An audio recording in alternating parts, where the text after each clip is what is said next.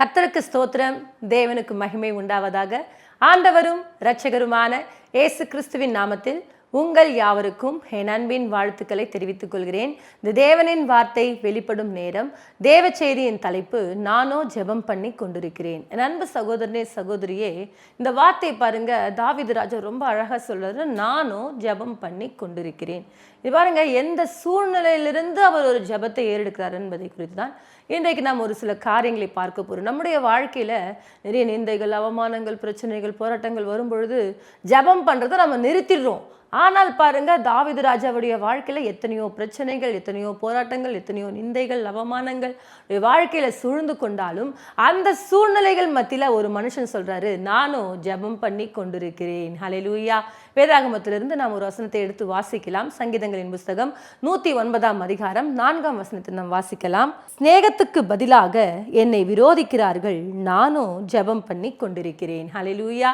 இங்க ரொம்ப தெளிவா சொல்றாரு, என் சிநேகத்துக்கு பதிலாக என்னை விரோதிக்கிறார்களாம். அன்பு தேவ பிள்ளைகளே, தாவீது பாருங்க, அவர் யாருன்னு சொன்னா தேசத்தில் ஆளுகை செய்யக்கூடிய ஒரு ராஜா. அந்த ராஜாவுக்கு விரோதமாக நிறைய பேர் என்ன பண்றாங்க, அவரை அழிக்கணும்னு சொல்லிட்டு திட்டம் போடுறாங்க. அதன் மத்தியில் பாருங்க, கூட இருக்கிற மாமனார் என்ன பண்றாரு, 5000 பேர் 3000 பேர் சொல்லிட்டு என்ன பண்றாங்க, ஆட்களை வைத்துக்கொண்டு என்ன பண்றாரு, அவரை கொலை செய்யும்படிக்கு தேடிக்கொண்டிருக்க. ஒரு பக்கம் பார்த்தீங்கன்னா அவருடைய மகன் அப்சலோம் என்ன பண்றாரு, அவர் ஒரு பக்கம், இன்னொரு பக்கம் பாருங்க எதிரி நாடுகள். இப்படியாக அவருக்கு விரோதமாக இவர் பாருங்க எல்லாரையும் நேசிக்கிறாரு, எல்லார் மேல அன்பு கூறுறாரு. ஆனால் அவர்களும் என்ன பண்றாங்க, என் சிநேகத்துக்கு பதிலாக என்னை விரோதிக்கிறார்கள், ஆனால் நானும் ஜெபம் பண்ணி கொண்டிருக்கிறேன். இன்றைக்கு பாருங்க, நம்மளுக்கு விரோதமா யாருன்னா ஒருத்தர் கிரியை செய்யட்டுமே, உடனே நமக்கு என்ன தெரியுமா, இனிமே நான் ஜெபிக்கவே மாட்டேங்க, எவ்வளவுதாங்க தேவ சமூகத்தில் ஜெபிக்கிறது, ஜெபிக்க பிரச்சனை தாங்க அதிகமாயிட்டு இருக்குன்னு சொல்லிட்டு நம்ம நிறைய நேரத்தில் என்ன பண்றோம், ஜெபத்தை விட்டுறோம். அப்படி இருக்காதபடிக்கு எத்தனை சூழ்நிலைகள் உங்களுக்கு மாறுதலாய் அமைந்தாலும் அதன் மத்தியில் நீங்க என்ன செய்யணுமா, ஜெபிக்க கூடியவர்களாய் இருக்க வேண்டும். நல்ல ஒரு தேவனுடைய மனுஷனை திரும்ப பண்ணுவாங்க, எவ்வளவு பிரச்சனைகள் வரட்டும், எவ்வளவு போராட்டங்கள் வரட்டும், எவ்வளவு வியாதிகள் வரட்டும், எவ்வளவு நிந்தைகள் வரட்டும், அதன் மத்தியில் கர்த்தரை தேடிக்கொண்டே இருப்பார்கள். ஹல்லேலூயா. தாவீது பாருங்க, பாவம் செஞ்சாருதான், ஆனால் அந்த பாவத்தின் மத்தியில தேவனை நோக்கி பார்த்து கொண்டிருக்கிறார். அந்த சூழ்நிலைகள்ல கர்த்தரை நோக்கி, ஆண்டவரே, நான் துர்குணத்துல உருவானப்பா, என் தாய் என்னை பாவத்துல கர்ப்பம் தரிச்சாங்கப்பா, நான் ஒரு பாவிப்பான்னு சொல்லிட்டு தேவ சமூகத்தில் அப்படியா தேவனை நோக்கி விண்ணப்பம் பண்ணி கொண்டிருக்கிறார்கள். என் அன்பு தேவ பிள்ளைகளே, நம்முடைய வாழ்க்கையில எந்த சூழ்நிலை வந்தாலும் நாம் ஜெபிப்பதை விடவே கூடாது. ஹல்லேலூயா. ஜெபம் நம்முடைய வாழ்க்கைக்கு ரொம்ப முக்கியமானதா இருக்க வேண்டும், இன்றியமையாத தேவையா இருக்க வேண்டும். ஜெபிக்க ஜெபிக்க ஜெபிக்க ஜெபிக்க உங்களுடைய வாழ்க்கையில காணப்படுகிறதான எல்லா விதமான பிரச்சனைகளுக்கும் தேவன் ஒரு முற்றுப்புள்ளியை வைக்க வல்லவரா இருக்கிறார். அன்பு தேவ பிள்ளைகளை, ஜெபத்தை மாத்திரம் விட்டுறாதீங்க. நிறைய நேரத்தில் நாம பாருங்க, தேவனை நல்லா தேடி கொண்டிருப்போம், தேவனுக்கு பிரியமாய் வாழ்ந்து கொண்டிருப்போம், ஆனால் சும்மாவே நம்மளை பகைப்பாங்க. நாம எல்லார் மேல அன்பு கூறுவோம், ஆனா அவர்களும் நம்மளை வெறுப்பாங்க. அதை பார்க்கும்போது, என்னடா நல்லா தானே பேசிட்டு இருந்தாங்க, என் மேல அவ்வளோ அன்பா இருந்தாங்களே, ஏன் சடனா இவங்க நம்மளுக்கு விரோதமா இப்படி எழும்புறாங்க நம்ம பார்க்கும் பொழுது அப்போ நினைச்சிட்டு இருப்போம், ஐயோ நம்ம என்ன பண்ணல, நம்மளை அவங்க நேசிக்கல, அவங்க நம்ம வெறுக்கிறாங்கன்ற மாதிரி என்ன பண்ணுறோம், அவங்களை விட்டுட்டு நம்ம ஓடக்கூடியவர்களாக இருக்கிறோம். அப்படி இருக்காதபடிக்கு தேவ பிள்ளைகளே, எந்த சூழ்நிலைகள் வந்தாலும், யார் நம்மை கைவிட்டாலும் இயேசு நம்மை ஒருபோதும் கைவிட மாட்டார் என்று சொல்லி அவரை மாத்திரம் நோக்கி பார்த்து கொண்டு அவருடைய வழியில் நடக்கக்கூடியவர்களாய் மாறுங்க. எப்பொழுதும் ஜெபம் பண்ணி கொண்டிருங்க. ஜெபம் பண்ணோன்னு சொன்னால் நம்ம வாழ்க்கை உயர்ந்து காணப்படும். ஹல்லேலூயா. இப்போ பாருங்க, நம்முடைய சிநேகத்துக்கு பதிலாக அவர்கள் என்ன பண்றாங்க, என்னை வெறுக்கிறாங்க.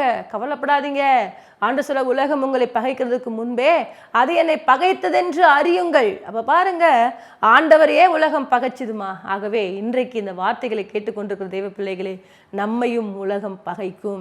நம்ம கூடவே இருக்கிறவங்க தான் நம்மளை பகைப்பாங்க. உங்க கூட இருக்கிற உங்க கணவரோ, உங்க மனைவியோ, உங்க பிள்ளைகளோ, உங்க சொந்த பந்தங்களோ, யாரோ ஒருவர் உங்களை பகைக்கக்கூடியவர்களாக இருப்பாங்க. ஆனால் நீங்க என்ன பண்ணணும் தெரியுமா, ஜெபம் பண்ணி கொண்டிருக்க வேண்டும். ஹல்லேலூயா. அதுதாங்க நம்மளுக்கு தேவை. ஜெபம் பண்ணிட்டே இருந்தோன்னு சொன்னா உன் சத்துருக்களும் அவர்களோட சமாதானமாகும்படிக்கு கர்த்தர் கிருபை தருவாராம். எங்கள் ஆலயத்தில் ஒரு தாயார், ஒருத்தவங்க வயதான தாயார் வந்திருந்தாங்க. அவங்களுக்கு கணவர் இல்லை, ஒரே ஒரு பிள்ளை தான் இருக்காங்க. அவங்க வெளியூரில் இருக்கிறாங்க. இந்த அம்மா மாத்திரம்தான் தனியாக இருக்கிறாங்க. அப்போ நம்ம ஆலயத்துக்கு வந்தாங்க. நல்லா என்ன பண்ணோம், நல்லா நேசிப்பாங்க, நல்லா அன்பாக இருப்பாங்க. நாங்களும் ஒரு தாயை போல் என்ன பண்ணுவோம், அவங்களுக்கு தேவையானதெல்லாம் சந்திப்போம். அவங்களுக்கு அரிசி பருப்பு காசு முதற்கொண்டு எல்லாமே கொடுத்து அப்படியெல்லாம் தாங்கிட்டோம். அப்படி தாங்கக்கூடிய ஒரு தாயார் என்ன பண்ணாங்க, சடனாக பாருங்கள் ஆலயத்தை விட்டு நின்றுட்டு, இனிமேல் என்ன பண்ண மாட்டேன், அந்த சர்ச்சுக்கு நான் வரமாட்டேன், அவங்க அப்படி ஆயிடும் இப்படி ஆயிடும், அவங்க நாசமாக போயிடும் அப்படியே சொல்லிட்டு என்னென்னமோ பேசியிருக்கிறாங்க. அதை கேட்கும் பொழுது அந்த அம்மா அப்படியெல்லாம் பேசினாங்களாம்மா அப்படின்னு சொல்லிட்டு, இப்போ பாருங்கள் அவங்கள நாங்கள் நேசிச்சோம் தானே, அவங்க மேலே அன்பு கூர்ந்தோம் தானே, பாருங்கள் என் சிநேகத்துக்கு பதிலாக அவர்கள் என்ன பண்ணுறாங்க, என்ன வெறுக்கிறாங்கன்னு சொன்னது போலவே நாங்கள் சிநேகிச்சோம், ஆனால் அவர்கள் வெறுத்தார்கள். ஆனால் நாங்கள் ஒன்றும் பண்ணல, ஆண்டவர் நோக்கி ஜெபிச்சோம். ஹல்லேலூயா. ஆண்டவரே நீங்கள் தான்ப்பா சந்திக்கணும் அந்த மகளை, அந்த மகளுக்கு எதனால் அந்த கசப்பு வெறுப்பு வந்ததுன்னு தெரியாது, ஒரு விசையாய் மன்னிங்கன்னு சொல்லிட்டு ஜெபம் பண்ணோம். பாருங்க, ஒரு சில மாதங்களுக்கு முன்பாக என்ன பண்ண பார்க்கும்போது அந்த அம்மா சொல்கிறாங்க, அம்மா நீங்கள் கொடுத்த அந்த சாப்பாடு, நீங்கள் கொடுத்த அந்த அரிசி, நீங்கள் கொடுத்த அந்த பருப்பு, நீங்கள் கொடுத்த ட்ரெஸ் தாம்மா நான் போடுறேன், என்னை மறந்துடாதீங்கம்மா, திரும்ப என்ன இது பண்ணுங்கம்மா. இப்போ பாருங்க, நம்ம ஜபம் பண்ணி கொண்டு இருந்தா நம்ம விரோதிக்கிறவர்களும் நமக்கு சிநேகிதராகும்படிக்கு கர்த்தர் செய்வார். அன்பு தேவ பிள்ளைகளே, நம்முடைய வேலை என்ன தெரியுமா, அவங்க பகைச்சாங்க நாமளும் பகைக்கணும், அவங்க மூஞ்ச காட்டுறாங்க நானும் மூஞ்ச காட்டணும், அவங்க கோவப்படுறாங்க நானும் கோவப்படணும், அப்படியெல்லாம் இருக்காதீங்க. நீங்கள் ஒன்று செய்யுங்க, ஜபம் பண்ணுங்க. ஜெபிச்சா தேவன் உங்களுக்கு கூட இருந்து பெரிய காரியத்தை செய்வார். ஹல்லேலூயா. எந்த சூழ்நிலையா இருந்தாலும் நீங்கள் தேவ சமூகத்தில் ஜெபம் பண்ணி கொண்டிருக்க வேண்டும். அன்றைக்கு பாருங்க, யோபு உச்சந்தலை முதல் உள்ளங்கால் வரைக்கும் ஆயிடுச்சு, எரிபந்த கொப்பளங்கள் வந்தது. இப்போ வந்த பிறகு என்ன பண்றாங்க, அவர் எல்லாவற்றையும் இழந்து போயிட்டார். அவங்க சிநேகிதரெல்லாம் வந்து என்ன பண்றாங்க, பரியாசம் பண்ற மாதிரி பேசுறாங்க. நீ இவன் வந்து என்ன பண்ண, பாவியா இருந்திருக்கான் போல, இவன் தேவனை ஒழுங்கா தேடல போல, அதனால இவன் வாழ்க்கையில் இப்படிப்பட்ட பிரச்சனைகள் வந்துச்சு. அப்போ இந்த வார்த்தைகள்லாம் கேட்கும் பொழுது யோபுக்கு எவ்வளோ வேதனையா இருந்திருக்கும், என் கூட இருக்கவங்களே இப்படி பேசுறாங்களேன்னு சொல்லிட்டு. ஆனால் பாருங்க, யோபு தன் சிநேகிதருக்காக ஜெபித்தாராம். ஹல்லேலூயா. யோபு 42:10 நீங்க வாசிப்பீங்கன்னு சொன்னா, யோபு தன் சிநேகிதருக்காக ஜெபித்தார், அவருடைய சிறையிருப்பை கர்த்தர் மாற்றினார். ஹல்லேலூயா. என் அன்பு தேவ பிள்ளைகளே, யார் உங்களை வெறுத்தாலும், யார் உங்களை பகைத்தாலும், நீங்க கவலைப்பட்டு கொண்டு அழுது கொண்டு புலம்பிக் கொண்டு, இவங்க என் கூட பேச மாட்டேன்றாங்க, இவங்க என் கூட வர மாட்டேன்றாங்க, இவங்க என்னை விட்டு தூரம் போயிட்டாங்க, என்னை எல்லாரும் ஒதுக்கி வைக்கிறாங்க, என்னை இப்ப பாரு குறைவா பேசி கொண்டிருக்கிறாங்க, எனக்கு ரொம்ப மன வேதனையா இருக்குன்னு சொல்லிட்டு புலம்பிக் கொண்டிருக்காதீங்க. நீங்க ஒரு காரியத்தை செய்யுங்க. யோபு என்ன செஞ்சாரு, ஜெபித்தாரு, ஜெபம் பண்ணாரு. ஜெபம் பண்ணதுனால்தான் அந்த சிநேகிதருக்காக ஜெபிக்கும் பொழுது கர்த்தர் அவருடைய சிறையிருப்பை கர்த்தர் மாற்றினார். என் அன்பு தேவ பிள்ளைகளை, யாரெல்லாம் உங்களை பகைக்கிறாங்களோ, யாரெல்லாம் உங்களை வெறுக்கிறாங்களோ, அவங்கள பார்த்து ஒரு சின்ன ஜெபம் பண்ணுங்க. ஆண்டவர் சொல்றாரு, உங்களை சபிக்கிறவர்களை ஆசீர்வதியுங்கள். கவனிச்சிங்களா? அப்போ பாருங்க, சபிச்சாங்கன்னு சொன்னா உங்களை நீங்க ஆசீர்வதிங்க. அந்த ஆசீர்வாதம் அவங்களுக்கு போலி, அது உங்களுக்கு ரிட்டர்ன் வந்துடும். ஆகவே தேவ பிள்ளைகளே, நம்ம எப்பொழுதும் என்ன பண்ணணும், ஜெபிக்க கூடியவர்களா இருக்க வேண்டும். தாவீதுடைய வாழ்க்கையில நம்ம விரோதிக்கிறவங்க எத்தனை பேர் இருந்தாலும், சவுல் பாருங்க அப்படியெல்லாம் பகையா இருந்தா கூட சவுலுக்காக என்ன பண்றாரு, தாவீது துக்கப்படக்கூடியவரா இருக்கிறார். அப்படிப்பட்ட ஒரு மகனாய் மாறி இருக்கிறார். ஏன்னு சொன்னா தாவீது ஜெபிக்கக்கூடிய ஒரு மனுஷன். ஹல்லேலூயா. தேவ பிள்ளைகளே, நம்முடைய காரியம் என்ன, நாம ஜெபிக்கணும், அவ்வளவுதான். அது மாத்திரம் செய்யுங்க. ஜெபம் பண்ணா கர்த்தர் பெரிய காரியத்தை செய்வார். ஹல்லேலூயா. ஆகவே நம்முடைய சிநேகத்துக்கு பதிலாக எல்லாம் வெறுக்கிறாங்களா, கவலைப்படாதீங்க. பகைக்கிறாங்களா, கவலைப்படாதீங்க. இயேசுவை உறுதியா பற்றி கொள்ளுங்க. அவரை நோக்கி ஜெபம் பண்ணி கொண்டிருங்க. அவர் எல்லாரையும் உங்களுக்கு முன்பாக கொண்டு வருவார். உனக்கு விரோதமாய் உருவாக்கப்படும் எந்த ஆயுதமும் வாய்க்காதே போம் என்று சொல்லியிருக்கிறார். எவர்கள் உனக்கு விரோதமாய் கூடினார்களோ அவர்கள் உன் பட்சத்துல வருவார்கள் என்று சொல்லியிருக்கிறார். ஆகவே தேவ பிள்ளைகளே, யாரெல்லாம் உங்களுக்கு எதிர்ப்பா இருக்கிறாங்களோ அவங்க எல்லாம் தேடி உங்களை தேடி வருவாங்க. சீக்கிரத்தில் அது நடக்க போகுது. 2025 நடக்கலையா, இந்த 2026ஆம் ஆண்டுல கர்த்தர் நிச்சயமாய் நடத்தி காண்பிப்பார். உங்களுக்கு எதிராய் நிற்கிற அத்தனை பேரையும் உங்க முன்னாடி கர்த்தர் கொண்டு வர வல்லவராய் இருக்கிறார். ஹல்லேலூயா. ஆகவே தேவ பிள்ளைகளை, நீங்க என்ன செய்யணும் தெரியுமா, ஜெபம் பண்ணணும். ஹல்லேலூயா. இப்போ பாருங்க, அன்றைக்கு பவுலையும் சீலாவையும் என்ன பண்றாங்க, சிறைச்சாலையில போட்டு அநேக அடி அடிச்சு அவர்கள் அப்படிலாம் துன்பப்படுத்துறாங்க. அந்த துன்பப்படுத்தினதன் மத்தியில கூட என்ன பண்றாங்கன்னு சொன்னா, கர்த்தரை நோக்கி ஹல்லேலூயா ஜெபம் பண்ணி தேவனை துதித்து கர்த்தருடைய நாமத்தை அப்படியா மகிமைப்படுத்தி கொண்டிருக்கிறாங்க. ஹல்லேலூயா. அன்பு தேவ பிள்ளைகளே, நாமளாம் என்ன பண்ணுவோம், நான் கடவுளுக்காக தாங்க வேலை செஞ்சேன், ஆனா பாருங்க ஆண்டவர் என்னை இப்படிப்பட்ட சிறைச்சாலைக்குள்ள போட்டு என்னை இப்படியெல்லாம் துன்புறுத்துறாங்க, ட்ரெஸ் எல்லாம் கிழிச்சு போட்டாங்கன்னு சொல்லிட்டு புலம்பிக் கொண்டிருப்போம். ஆனால் பவுலும் சீலாவும் கர்த்தரை நோக்கி ஜெபம் பண்ணி கர்த்தரை நோக்கி என்ன பண்றாங்க, துதித்து பாடி தேவனுடைய நாமத்தை மகிமைப்படுத்தினாங்க. தேவன் ஒரு சிறையிருப்பை கர்த்தர் மாற்றினார். ஹல்லேலூயா. பாருங்க, ஜெபம் நம்முடைய வாழ்க்கையில பெரிய வெற்றியை கொண்டு வரும். எப்பேற்பட்ட நன்மையை நம்முடைய வாழ்க்கையில கொடுக்க வல்லதா இருக்கு. ஆகவே தேவ பிள்ளைகளை ஜெபம் பண்றதை நிறுத்தாதீங்க. எத்தனை பிரச்சனைகள் வரட்டும், எத்தனை போராட்டங்கள் வரட்டும், எத்தனை நிந்தைகள் வரட்டும், வியாதியின் படுக்கைக்குள்ள மரண தருவாய்க்குள்ள கடந்து போனா கூட சொல்லுங்க, தைரியமா சொல்லுங்க, ஆண்டவர் எனக்கு ஜீவனை கொடுக்க அவர் வல்லவரா இருக்கிறார். மரித்து போய் 4 நாளான லாசருவுக்கே கர்த்தர் ஜீவனை கொடுப்பார் என்று சொன்னால், என்னுடைய வாழ்க்கையில கர்த்தர் அற்புதங்களை செய்ய அவர் வல்லவரா இருக்கிறாருங்க. நான் ஜெபம் பண்றது ஒருபோதும் நிறுத்தவே மாட்டேங்க. நான் வேலை ஸ்தலங்கள்ல உங்களை எல்லாரும் பகைக்கிறாங்களா, வேலை ஸ்தலங்கள உங்களை மட்டம் தட்டி பார்த்து கொண்டிருக்கிறாங்களா, அந்த இடத்துல சொல்லுங்க, ஆண்டவர் ஏன் கூட இருக்கிறாரு. யாரெல்லாம் என்னை குறைவாய் பார்த்தார்களோ அவர்கள் மத்தியில தேவன் என்னை உயர்த்துவார் என்று சொல்லி ஜெபம் பண்ணி கொண்டிருங்க. அந்த இடத்துல கர்த்தர் உங்களுக்கு ஒரு மேன்மையை கொடுக்க வல்லவரா இருக்கிறார். என் அன்பு தேவ பிள்ளைகளே, எல்லாரும் நம்மளை விரோதிப்பாங்க தான், எல்லாரும் நம்மளை பகைப்பாங்க தான்.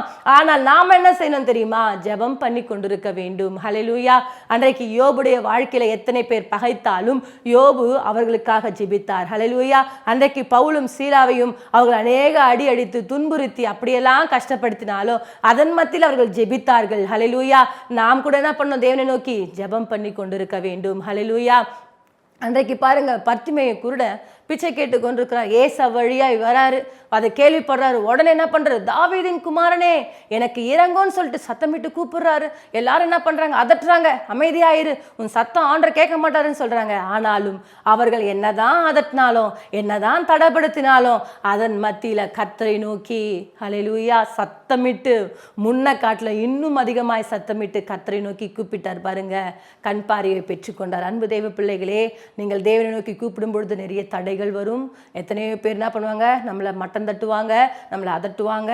என்ன காரியங்கள் நடந்தாலும் அதன் மத்தியில் நீங்கள் என்ன செய்யணும்? கர்த்தரை நோக்கி ஜெபம் பண்ணணும். இந்த நிகழ்ச்சியை பார்த்து கொண்டிருக்கிற தேவ பிள்ளைகளே, இன்றைக்கு கூட நீங்கள் எந்த விதத்தில் இன்னைக்கு கஷ்டத்தோடு கூட, கண்ணீரோடு கூட, வேதனையோடு கூட இருக்கிறீங்களோ, நீங்கள் என்ன செய்யணும் தெரியுமா? ஜெபிக்கணும். ஜெபம் பண்ணால் நம்ம வாழ்க்கையில் எல்லா தடைகள் விலகும். ஹல்லேலூயா. தடைகள் விலகுவது மாத்திரமல்ல, நன்மைகள் உங்கள் வாழ்க்கையில் நடக்கும். ஆகவே சோர்ந்து போகாதீங்க, எப்பொழுதும் ஜெபம் பண்ணி கொண்டுருங்க. ஜெபம் தாங்க நம்ம வாழ்க்கையில் ரொம்ப முக்கியம். ஜெபம் இல்லை என்று சொன்னால் நம்ம வாழ்க்கையில் எந்த ஜெயத்தையும் பார்க்கவே முடியாது. எனக்கு சிநேகத்துக்கு பதிலாக என்ன பண்றாங்களாம்? பகைக்கிறாங்க. இப்போ பாருங்க, நான் சிநேகிக்கிறேன், அவங்க என்ன பகைக்கிறாங்க. அப்போ பாருங்க, அந்த நேரத்தில் நான் என்ன செய்யணும்? ஜெபிக்கணும். ஹல்லேலூயா. ஜெபம் ஜெபம் ஜெபம் ஜெபம் ஜெபம் நம்முடைய வாழ்க்கையில் ரொம்ப முக்கியம். இந்த 2026 ஒரு தீர்மானம் பண்ணிக்கொள்ளுங்க, நான் எந்த சூழ்நிலையாக இருந்தாலும் கர்த்தரை நோக்கி ஜெபம் பண்ணி கொண்டிருப்பேன். ஹல்லேலூயா.